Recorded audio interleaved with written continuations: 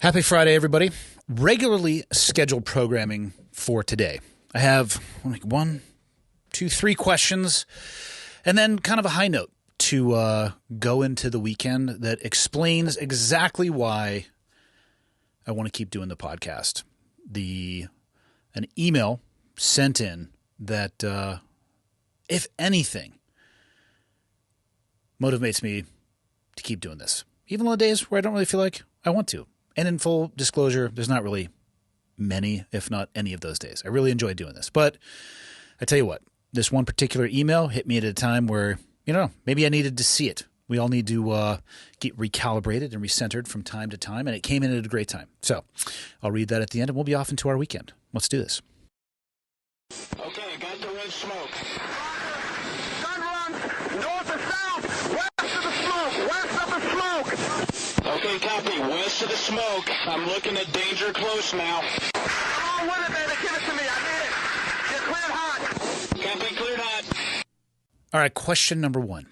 Going into my established, world-renowned expertise. That's right, relationships.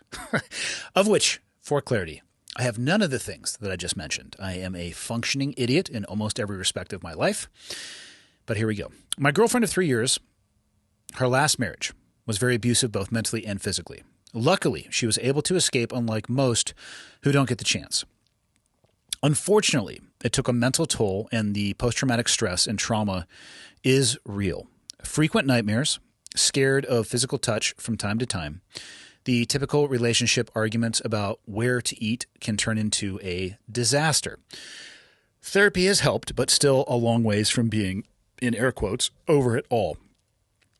On top of all that, the great judicial system has granted his stellar father figure every other week custody, which only adds to the worry and the evidence of the lack of any sign of fathering, and the literal trained lack of respect towards her is extremely frustrating. He is considered a great student. Coaches say he is very respectful, and it is yes sir and ma'am to literally everybody but his mother. He is only 9, and I feel like this will only get worse. He knows how to play the game already. I try to help, and I try to handle it the best I can, and I get told that I don't understand, which is 100% true.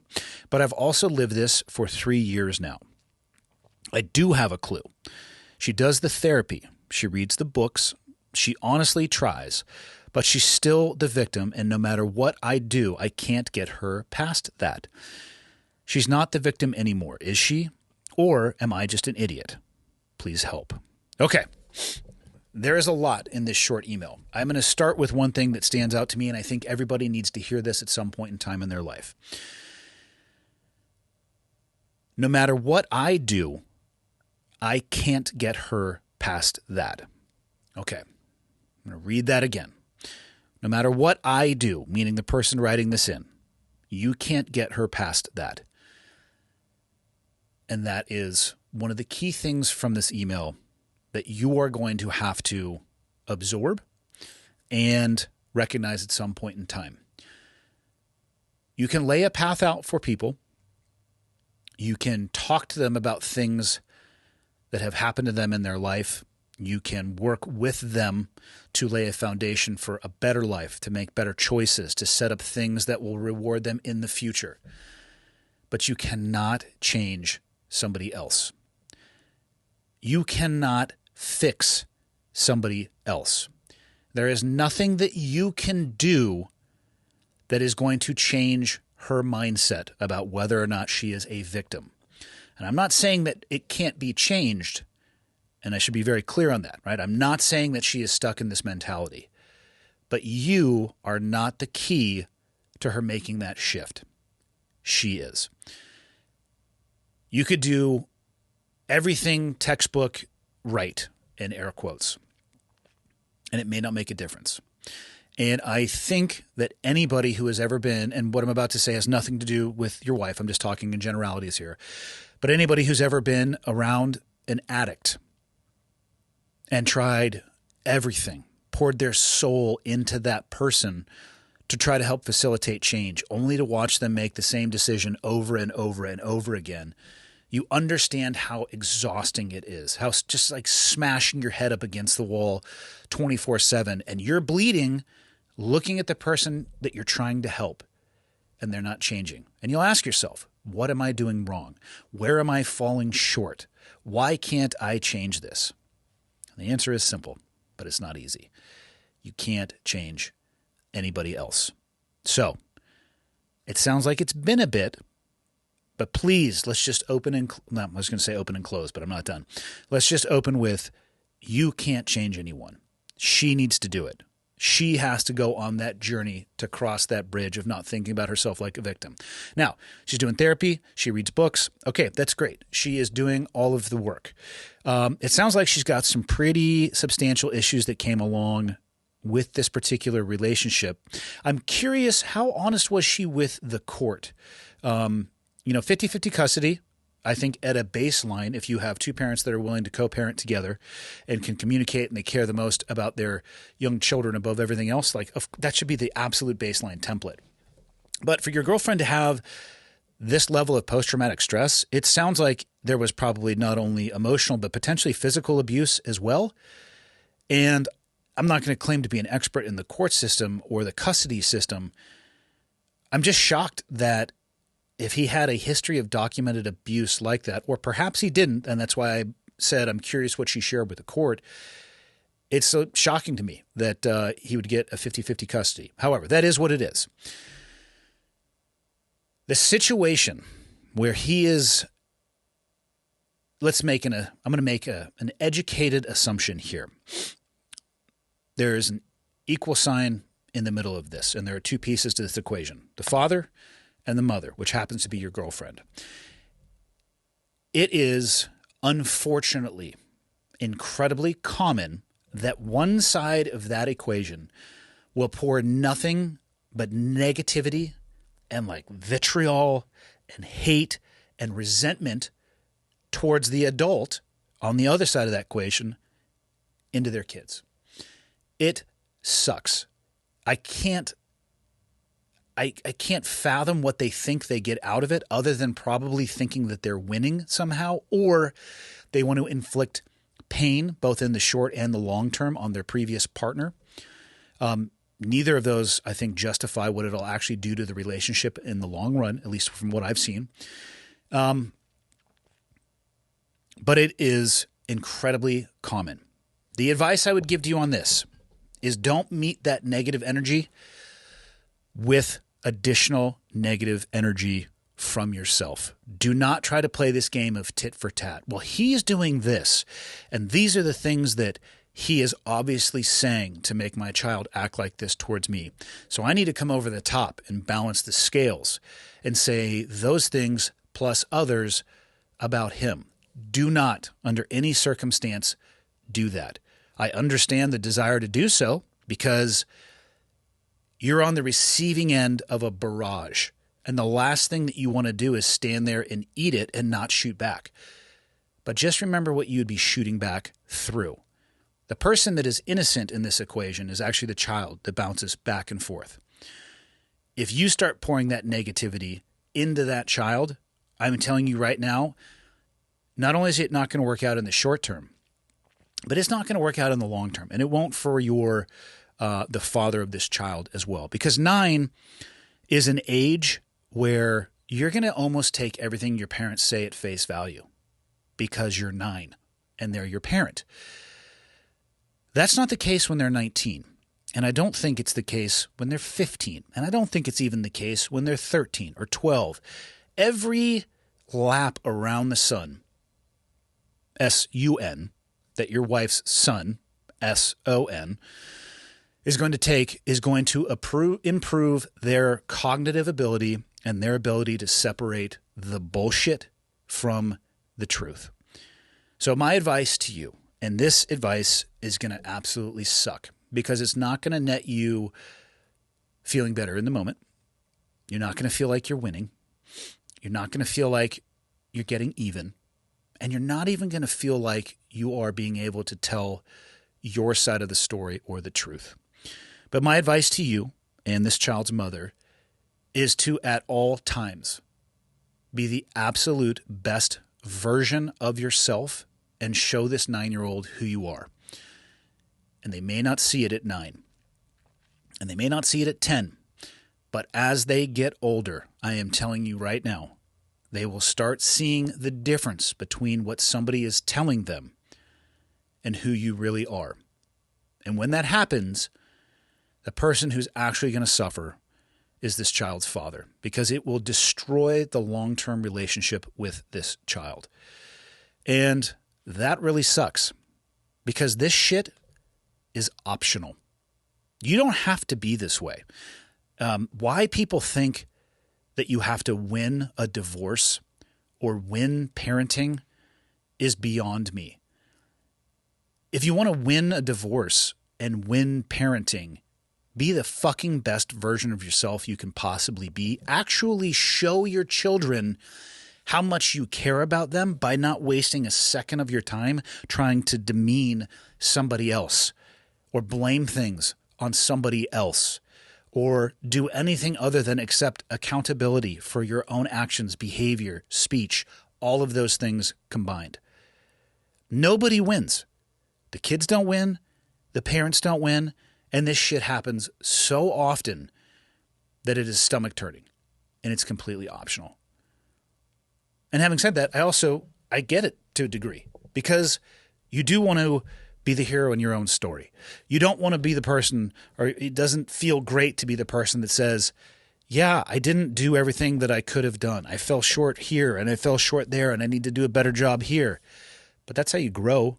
And I'm not saying you need to share all of those things with your kids, but maybe don't talk to your kids about those stuff. Maybe talk to your adult friends about adult things. Your kids aren't your counselors. Your kids aren't your caretakers. If you have adult shit you need to talk about, go find an adult. Food for thought. So that's my advice. Be the best version of yourself that you can be. Be supportive of your girlfriend in her journey through what happened to her.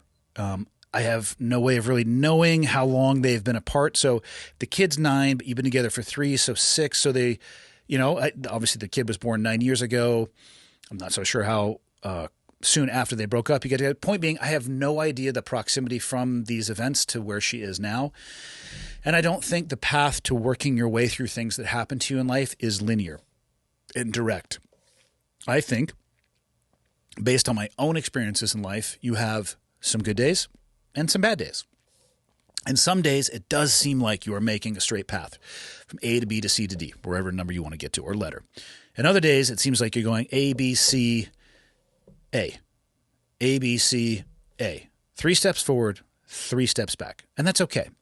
So I don't think it's necessarily a matter of how long it should take. I think if she continues to put the work in and you're seeing progress, at least in the right direction, focus on that progress, celebrate that progress, support her as much as possible. And I said here, the typical relationship arguments about where to eat can turn into a disaster. Okay, you've already identified something that can get out of control quickly. Now start working your way backwards and identify when it is getting to a tipping point that leads to that disaster. Work your way back from the precipice and identify as you are approaching it and stop it right there. Sometimes the best thing to say is nothing at all. Sometimes the best thing to do or to say is, hey, I don't want to escalate this any farther. Can we put a pin in this and come back in 5 minutes or 10 minutes, 15 minutes, 30 minutes, an hour? I don't know whatever the dynamic is in the relationship that you're having. That is so much better than forcing it and just cannonballing off that precipice into disaster. And again, people do it all the time. Guess who is guilty of having done that a few times themselves? Yeah, me. I definitely have pushed it past, even when I saw it coming, because I was pissed and I wanted to be right. And I also want to be better than that, which is why I'm trying to give you the advice that I wish I would have listened to when people said it to me. But sometimes I don't.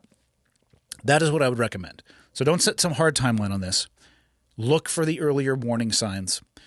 Be the best supportive person that you can be for this child by being the best supportive person that you can be for this woman. Hopefully that helps. Question 2 and 3. I noticed in a recent episode, it looks like you may have added to your tattoo collection. I was wondering if you ever had given any explanation of your tattoos and why you chose to get the ones that you have. Do you regret any of them? Beyond a love of art and expression tattoos give people, I have a few myself. I know your bone frog tattoo also has to do with your SEAL community. Similar to the recent Ironclad episode with you discussing the Yakuza, are all of your tattoos showing pieces of your community and history? No. The only tattoo I have that shows anything to do prior SEAL community is the bone frog tattoo that is on the inside of my arm. The outside of my arm, I'll wait to show people what the tattoo looks like when it is done, because I'm actually covering the bone frogs up. I have sat for 3 sessions from the top of my shoulder down to just above the, what would it be, the break in the bicep, where the skin folds? I don't know. The joint. There you go. There's the big word I was looking for and struggling to find. The joint and the bend in your elbow. It's going to come all the way down to probably, I don't know, however far that is, 4 or 5 inches above my watch. And I'm going to do a full sleeve on the front side and the back side, covering up the bone frogs. The bone frogs are a very, very specific tattoo directly tied to the SEAL community. I could not be more proud of my time in the SEAL community. It was an accomplishment for sure. And I don't want to only be remembered for that, or have that be the first thought that comes into people's mind when they meet me, or they, dumb as this is to say, they hear about me, whatever it is. For me, it was very meaningful for a portion of time in my life. But what is more meaningful for me now is moving past that. So I'm covering it up. And I'll explain the tattoo when it's completely done. I think I have to sit for about 6 more sessions. I've done like 9 or 10 hours in the chair. So probably 6 more over a period of time. I'm not rushing to do it because the guy who does it is local and trains jiu-jitsu. So he kind of like, hey, I got a couple hours here, a couple hours there. Like, right on. I'll be up there. And some people have said, oh, don't cover up the frogs. They mean so much.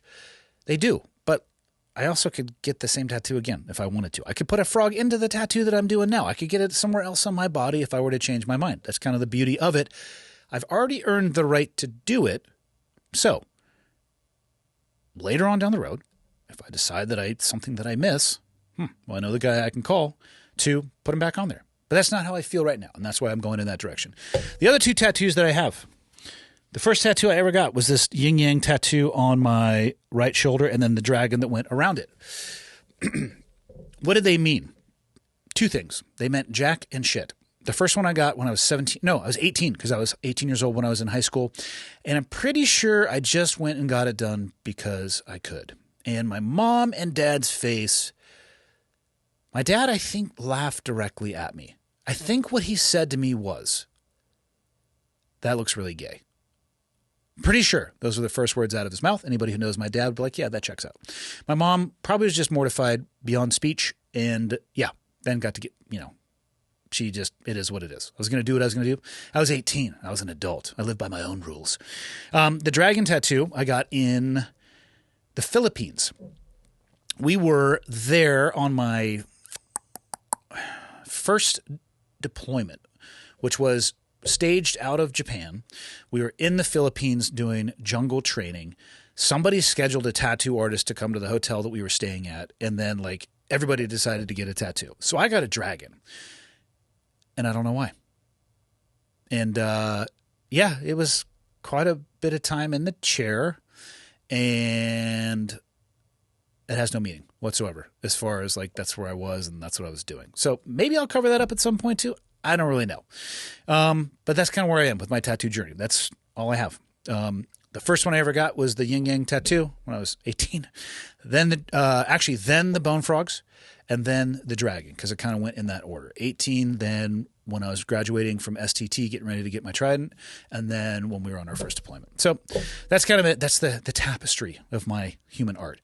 And to me, I had talked about getting the frogs covered up for years, but what I wanted to do, the person I was talking with, they didn't like the idea of not having it lasered off first. And I'm going to be totally honest, I didn't like the idea of lasering it off because I've heard that hurts even more than sitting in the chair for the tattoo itself. And then I found that local artist that specializes in essentially black and white with grays in between. And that was exactly kind of the design that I was looking for. And when it's all done, I mean, if people have an interest, I can talk about it but that's where I land on the tattoo journey. Second part of this. I myself am a graduate of the Virginia Military Institute. Have you ever heard of this school in your military career? Yes, I have heard of it. Their rival is the Citadel. It is a senior military college in Southern Virginia, of which many incredible, accomplished military leaders and successful civilian leaders in our country's history have attended. One of the great things about my school, beyond the leadership and personal fortitude skills it teaches, is that unlike other SMCs, which stands for Senior Military Colleges, we are not required to commission in the military upon graduation, which is interesting. It's largely a military academy, but you have the end choice to make. Do you actually want to join the military? Do you want to go do something else with the education you received? I myself went into the civilian sector like many of our graduates and currently work in the clinical research field developing new therapeutics for cancer treatment. One of my childhood best friends is also a graduate of VMI, and his path differs from mine. He is currently a LTJG, which stands for Lieutenant Junior Grade, or an O2, or possibly a lieutenant, which is an O3. So O1 to O9, obviously O2 is one step above, O3 is one step above that. You're going to make O2 automatically after 2 years from your commission, and you will make O3 automatically 2 years after being advanced to O2. So your first two, much like on the enlisted side from E1 to E2 to E3, are automatic if you still show up for work and have a pulse.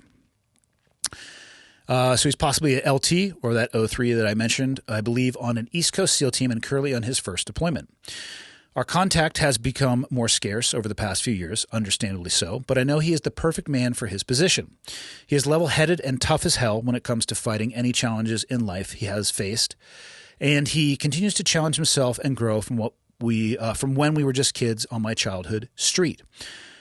I wanted to know, beyond listening to your senior NCOs, what advice would you pass along to a young SEAL officer on his first deployment? In addition, would any of the advice also be applicable to me in the civilian sector?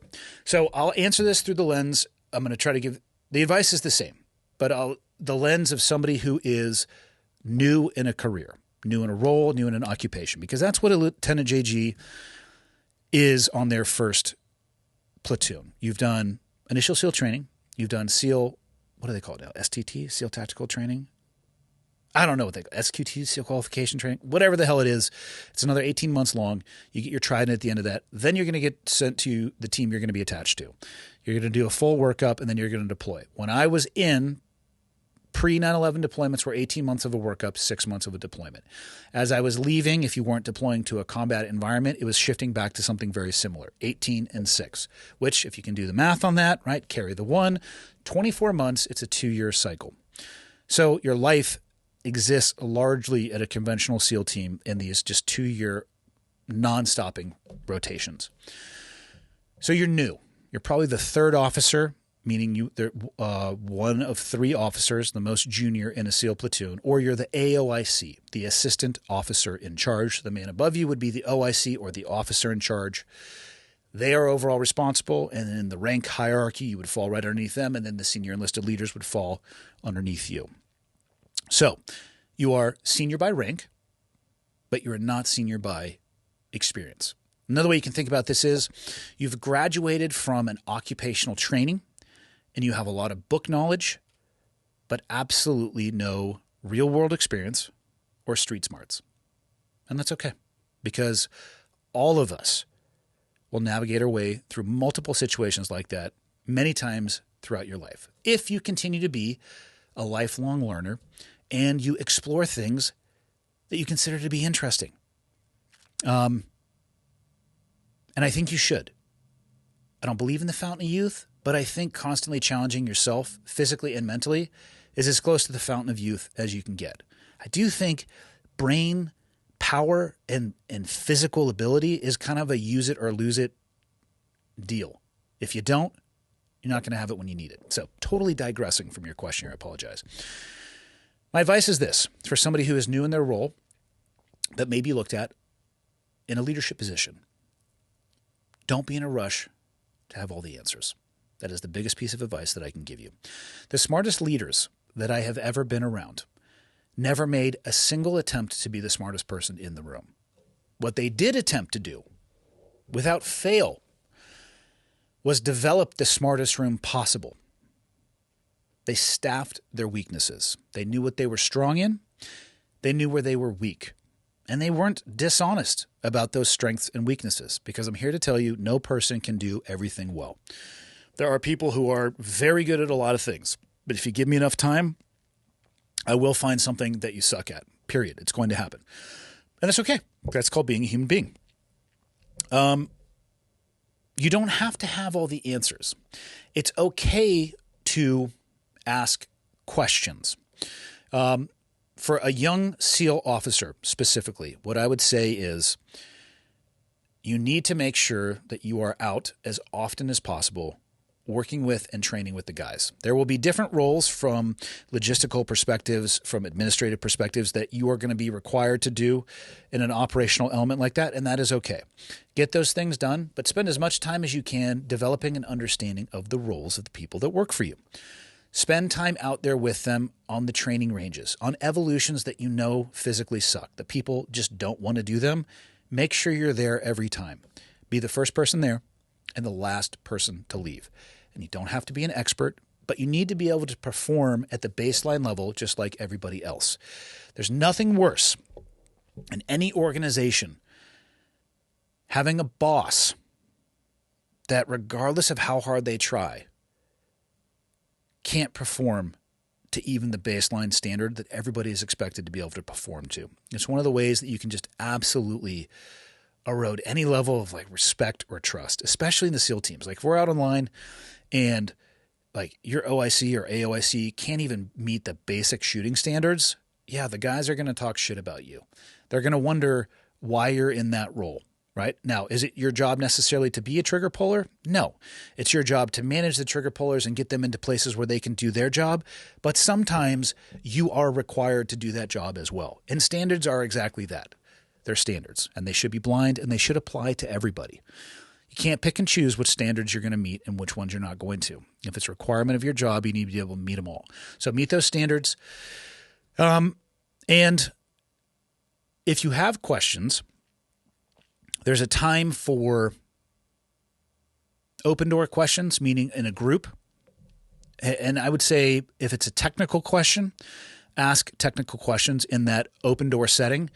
And if it's more around a leadership or a behavioral question or a type of conduct or what would be expected of you, have those conversations quietly with your leadership.